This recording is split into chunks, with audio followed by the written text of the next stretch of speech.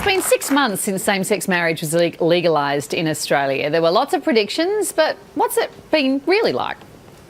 In the lead-up to the Marriage Equality Survey, Australians were told it was a choice between this or this. The reality has been mostly this.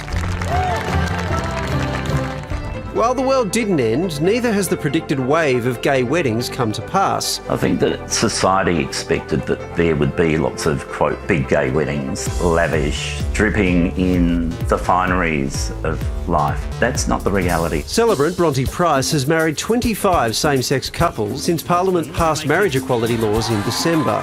We haven't been brought up thinking that we were ever going to get married to a person of the same sex.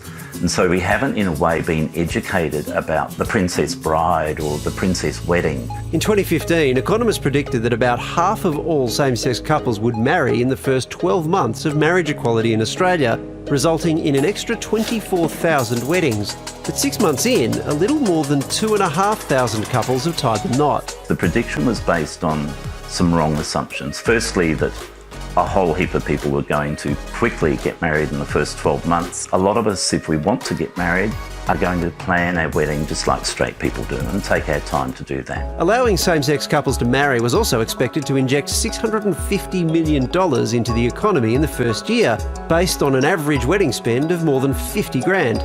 But it seems many same-sex couples are opting for smaller, more intimate celebrations. Just because it's a gay couple doesn't necessarily mean they want a big extravagant wedding with a drag queen celebrant and rainbow cakes. And what we wanted all along is equality, and we just want to be treated equally. Nick and Alex first tied the knot in November 2016, about a year before same-sex marriage was legalised in Australia.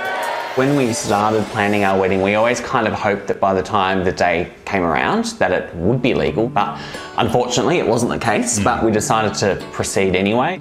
What a day for love, for equality, for respect. When same-sex marriage was legalised, Nick and Alex wanted to make it official and started planning their second wedding. It was a lot smaller.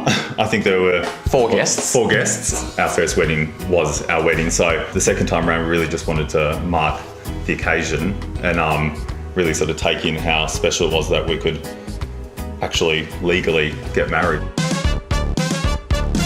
The wedding industry is notorious for inflated prices, but many gay couples are sidestepping the massive markups by doing weddings their way. They'll choose to not have the big venue. They are choosing to not hire cars. They'll dress informally. They won't take the dancing lessons for a year before for that awkward first dance. They won't have the need for lots of flowers. They won't have a 5-tiered wedding cake. And so all of that has implications for a less than predicted income for some of those wedding suppliers. And for many same-sex couples, marriage equality was just never about actually getting married. There are lots of gay couples out there who just don't want to get married for a range of reasons. The fight was always about not, we seriously want to run out as soon as the legislation changes and get married. It was always about having the same right as every other Australian to get married.